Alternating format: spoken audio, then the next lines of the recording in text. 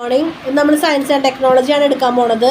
Science and ടെക്നോളജിയിൽ next chapter 29ാമത്തെ ചാപ്റ്ററാണ് പ്രകൃതിദത്ത പരിസ്ഥിതി. പ്രകൃതിദത്ത പരിസ്ഥിതി.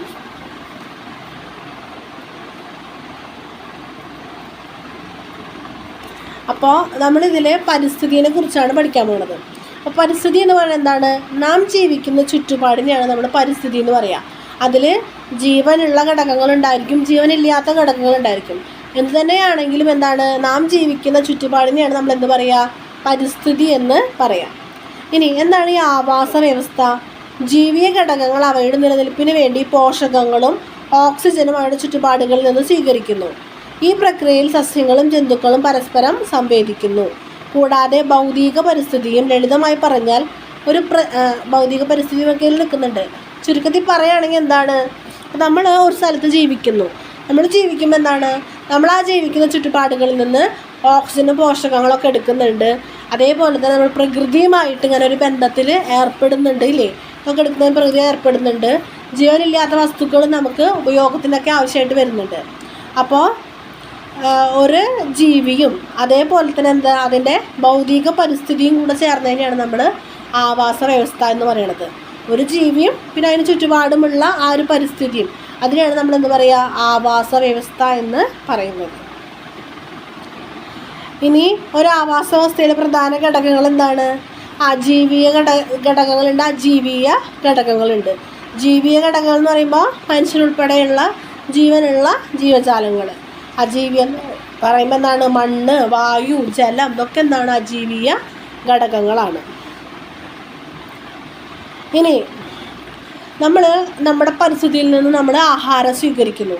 അതൊരു പ്രത്യേക രീതിയിലാണ് നമ്മുടെ ആവാസ വ്യവസ്ഥയിൽ നമ്മൾ ജീവിക്കുന്നത്. ആവാസ വ്യവസ്ഥയിൽ നമ്മളിങ്ങനെ പരസ്പരം ആശ്രയിച്ചാണ് ജീവിക്കുന്നത്. ഒരു ജീവി മറ്റൊന്നിനെ ആശ്രയിച്ച് ജീവിക്കുന്നു.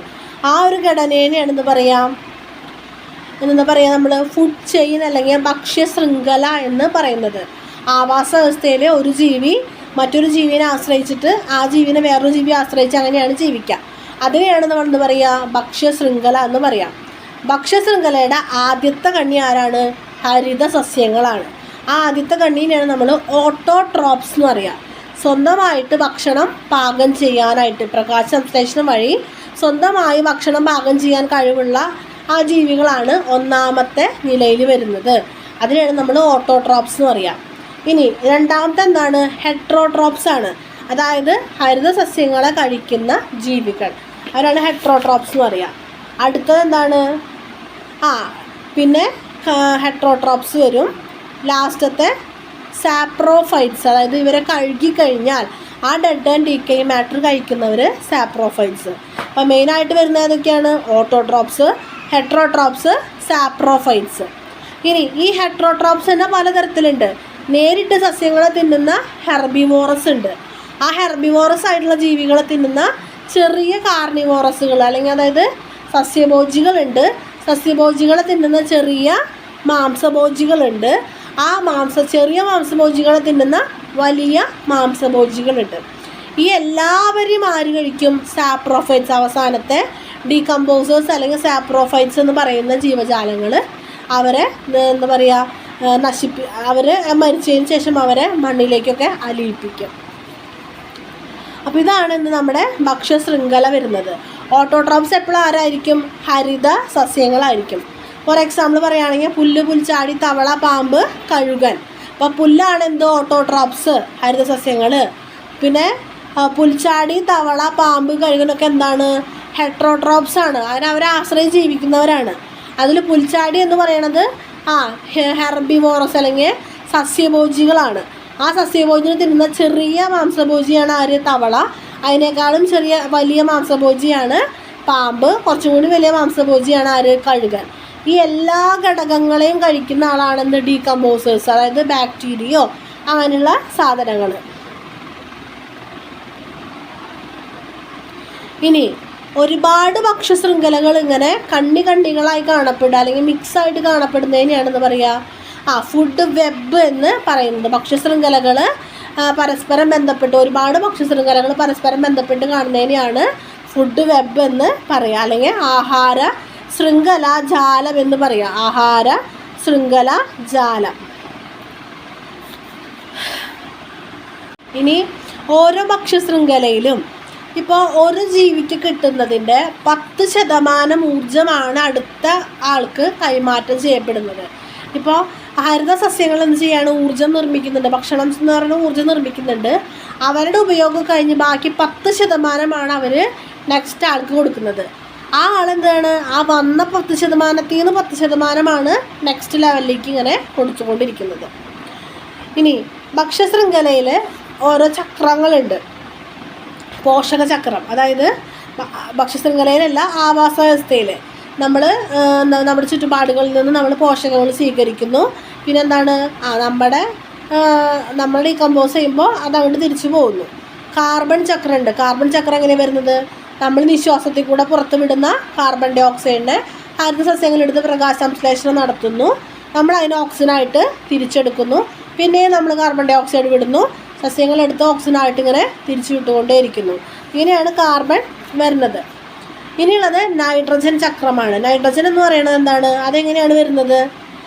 ഇടിമിന്നലൊക്കെ അന്തരീക്ഷത്തിൽ നൈട്രജൻ ഉണ്ട്. സസ്യങ്ങൾക്ക് അതൊന്നും നേരിട്ട് വലിച്ചെടുക്കാനായിട്ട് പറ്റില്ല. ഇടിമിന്നൽ ഉണ്ടാവുന്ന സമയത്ത് നൈട്രജൻ സ്വീകരിക്കുകയാണ് ചെയ്യുക. അതായത് അന്തരീക്ഷത്തിലെ നൈട്രജൻ ഓക്സിജനുമായിട്ട് സംയോജിച്ചിട്ട് നൈട്രജൻ ഓക്സൈഡുകൾ രൂപം കൊള്ളും. ഇപ്പോൾ ഇടിമിന്നലൊക്കെ ഉണ്ടാകുന്ന സമയത്ത് അന്തരീക്ഷത്തിലുള്ള നൈട്രജൻ ഓക്സിജനുമായിട്ട് സംയോജിച്ചിട്ട് നൈട്രജൻ ഓക്സൈഡുകൾ ഉണ്ടാവുന്നു. അത് മഴവെള്ളത്തോടൊപ്പം എവിടെ എത്തുന്നു? താഴെ ഭൂമിയിൽ എത്തുന്നു. ഇനി ഇങ്ങനെ വന്നിട്ടുള്ള ഈ നൈട്രജൻ ഓക്സൈഡുകൾ വരുന്നു. സസ്യങ്ങൾ ഈ നൈട്രജൻ ഓക്സൈഡുകൾ ഉണ്ടല്ലോ, അവരെ സസ്യങ്ങൾ സ്വീകരിക്കുന്നു. നൈട്രേറ്റുകളായിട്ട് അവർ സ്വീകരിക്കുന്നു. ഇനി അത് സ്വീകരിച്ചിട്ട് എന്താ ഉണ്ടാവണത്? ആ സസ്യങ്ങളെ ജന്തുക്കൾ കഴിക്കുന്നു.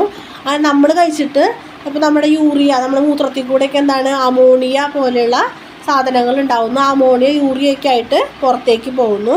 പുറത്തേക്ക് പോയി കഴിഞ്ഞാൽ എന്താണ്? അത് നൈട്രേറ്റുകളായിട്ട് വരുന്നു. ഈ നൈട്രേറ്റുകളെ പിന്നെയും എന്ത് ചെയ്യുന്നു? നൈട്രജനാക്കി മാറ്റുന്നു. നൈട്രജൻ ഉണ്ട് അന്തരീക്ഷത്തിൽ. ആ നൈട്രജൻ ഇടിമിന്നൽ ഉണ്ടാകുമ്പോൾ ഓക്സിജനായിട്ട് കൂടിച്ചേർന്നിട്ട് എന്തുണ്ടാവും? നൈട്രജൻ ഓക്സൈഡുകൾ ഉണ്ടാവുന്നു. ആ നൈട്രജൻ ഓക്സൈഡുകൾ മണ്ണിലെത്തുന്നു. മണ്ണിൽ നിന്ന് സസ്യങ്ങൾ വലിച്ചെടുക്കുന്നു. ഈ സസ്യങ്ങൾ നമ്മൾ കഴിക്കുന്നു. നമ്മൾ കഴിച്ച് നമ്മുടെ യൂറിനിൽ കൂടിയൊക്കെ പോകുന്ന നമ്മുടെ ശരീരത്തിൽ അമോണിയ ഉൽപ്പാദിപ്പിക്കുന്നു. ഈ അമോണിയനെ വിഘടിപ്പിച്ചിട്ട് യൂറിയയാക്കി മാറ്റുന്നു. യൂറിക് ആസിഡൊക്കെ ആക്കി മാറ്റുന്നു. ഇവർ നമ്മൾ മൂത്രം വയ്ക്കുമ്പോൾ വീണ്ടും എന്താണ്? തിരിച്ച് പോകുന്നു. ആ വന്നിട്ടുള്ള നൈട്രേറ്റുകൾ രൂപത്തിലാണ് യൂറിയൊക്കെ വരുന്നത്. ആ ഈ യൂറിയനൊക്കെ പിന്നെയും നൈട്രേറ്റുകളാക്കി മാറ്റുന്നു. അതിൽ നിന്ന് പിന്നെ വീണ്ടും അന്തരീക്ഷ നൈട്രജൻ ഉണ്ടാക്കുന്നു. ഇതാണ് നൈട്രജൻ ചക്രം. ഇനി അതുപോലെ തന്നെ എന്താണ്? ജലം എന്ന് പറയുന്നത് നമ്മൾ പല സ്രോതസ്സുകളിൽ നമ്മൾ ജലം സ്വീകരിക്കുന്നു. ആ ജലം എന്താണ്? നമ്മുടെ ഉപയോഗം കഴിഞ്ഞ് നമ്മളത് തിരിച്ചു വിടുന്നു. ഇതിങ്ങനെ സൈക്കിള് പോലെ തന്നെ വരുന്നു.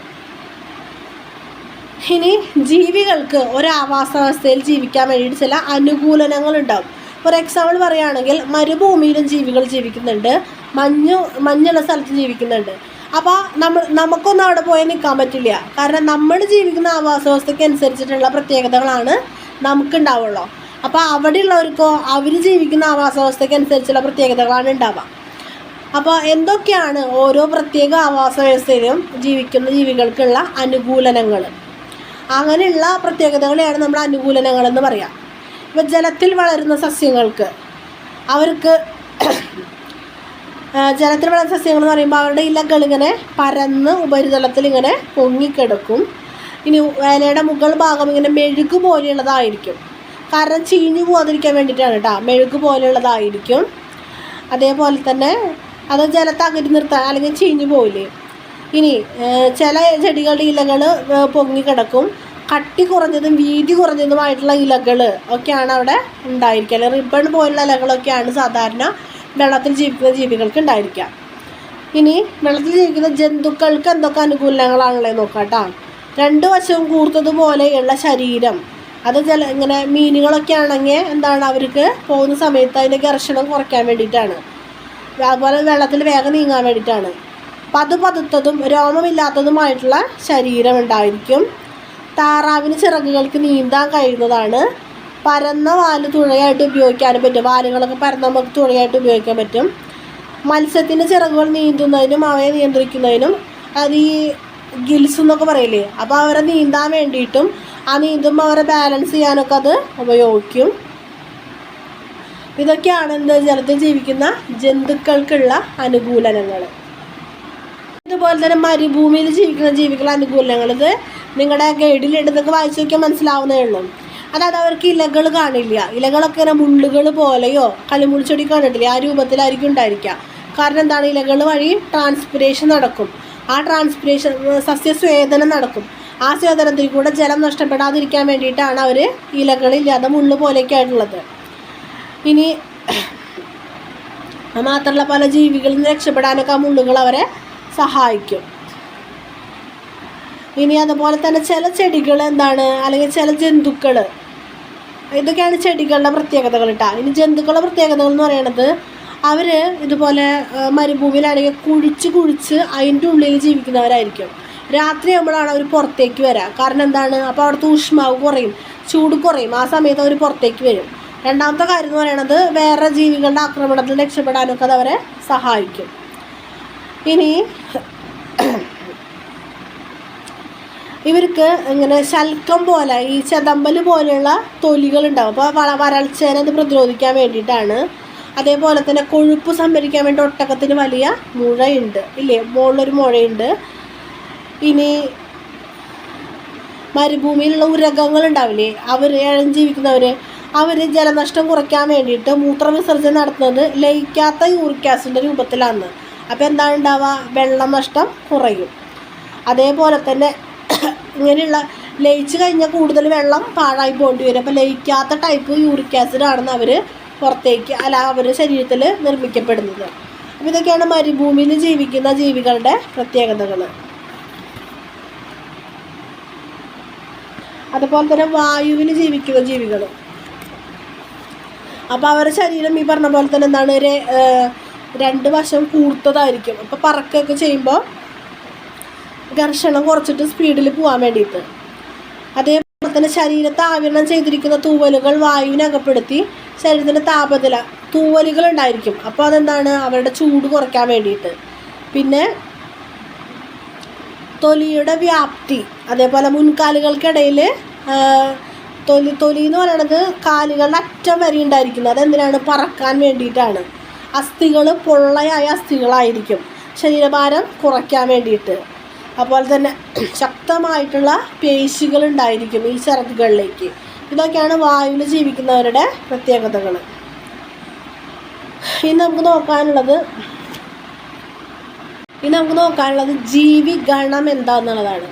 ജീവിഗണം എന്ന് പറയുന്നത് ഒരു പ്രത്യേക സ്ഥലത്ത് ഒരു പ്രത്യേക സമയത്തുള്ള ഒരേപോലെ അല്ലെങ്കിൽ ഒരേ സ്പീഷീസിൽപ്പെട്ട ജീവികളുടെ കൂട്ടം, അതിനെയാണെന്ന് പറയുക ജീവിഗണം എന്ന് പറയാം. നമ്മൾ മനുഷ്യന്മാർ ഒരേ സ്പീഷീസാണ് അല്ലേ.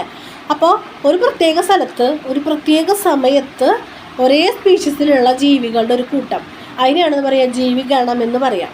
ഇനി ആ ജീവിഗണത്തിൽ നിന്ന് പുറത്തേക്ക് പോകുന്നവരെയാണെന്ന് പറയുക പുറത്ത് പോകുകയാണെങ്കിൽ ആ ഒരു ചലനമാണ് എമിഗ്രേഷൻ. ഇനി ഈ ഒരു കൂട്ടത്തിലേക്ക് പുറത്തുനിന്ന് വരികയാണ്, ഒരു കൂട്ടം ജീവികൾ വരികയാണെങ്കിൽ അതിനെ ഇമിഗ്രേഷൻ എന്ന് പറയും. ഇതും കൂടി ഒന്ന് നോക്കി വയ്ക്കണം. അതേപോലെ തന്നെ വേറൊരു വേർഡാണ് സിംബയോസിസ്. സിംബയോസിസ് എന്ന് പറയുന്നത് രണ്ടോ അതിൽ കൂടുതലോ വ്യത്യസ്ത സ്പീഷീസിലുള്ള വ്യത്യസ്ത ജീവികൾ വളരെ അടുത്ത ഇടപഴകലിലൂടെ കൂടുതൽ ഭൗതിക സംയോഗത്തിൽ ഏർപ്പെടുന്നു. പൂക്കളുടെ പരാഗണം പുഷ്പിക്കുന്ന ചെടിക്കും ഈച്ചയ്ക്കും ഒരേപോലെ ഗുണമുണ്ട്. കാറ്റിൻ്റെ സഹായത്തോടെ പരാഗണം സംഭവിക്കുന്നതാണ്. ഒരു എക്സാമ്പിൾ പറയുകയാണെങ്കിൽ, ഇപ്പോൾ നമ്മൾ നേരത്തെ ജീവിക്കണം ഒരേ സ്പീഷീസിൻ്റെ കാര്യം പറഞ്ഞില്ലേ. ഇപ്പോൾ രണ്ട് പേര്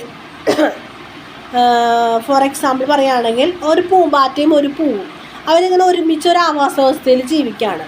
അവർ രണ്ടുപേരുടെ പ്രവർത്തികൾ രണ്ടുപേർക്കും ഗുണമുണ്ട്. ഒരു ഉദാഹരണം പറയുകയാണെങ്കിൽ, പൂവിൽ വന്നിട്ട് ഒരു പൂമ്പാറ്റ തേൻ കുടിക്കുന്നു.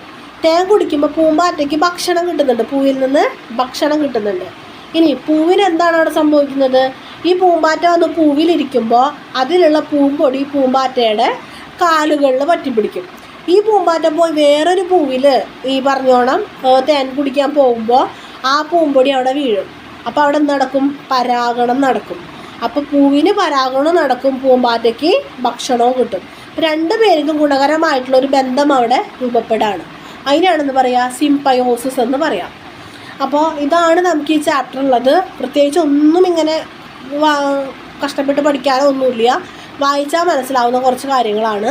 നന്നായിട്ട് വായിച്ച് മനസ്സിലാക്കുക.